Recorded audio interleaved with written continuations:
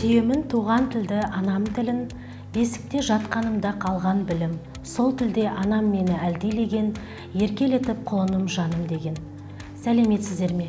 Бүгінгі сабағымыз қазақ тілінің шығу тарихы. Қазақ тілі ең алдымен біздің ана тіліміз. Екіншіден, әрине мыңдаған ата-бабамыздың қанымен, терімен, тілегімен туылған тәуелсіз Қазақстанымыздың мемлекеттік тілі. Сондықтан оны үйрену адам ретіндегі, азамат ретіндегі отан алдындағы бір міндетіміз.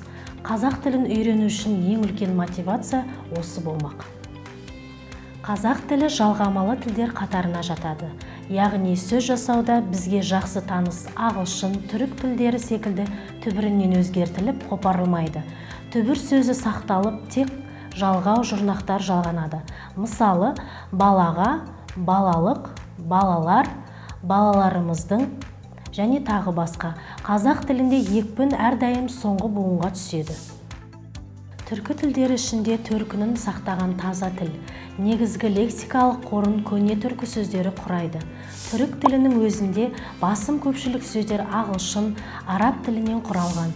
Қазақ тілін кез келген жанрда, кез келген салада қолдануға болады.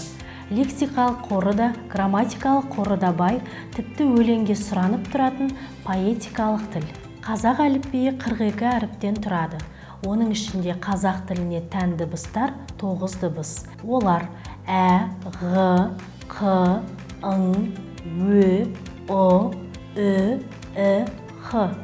Мысал келтірер болсақ, ә, әке, ғ, ғарыш, ың, аң, ө, өрмек, о, ұлпа, үкі, ірімшік, х, қаһарман. Келесі сабақта кездескенше сау болыңыздар.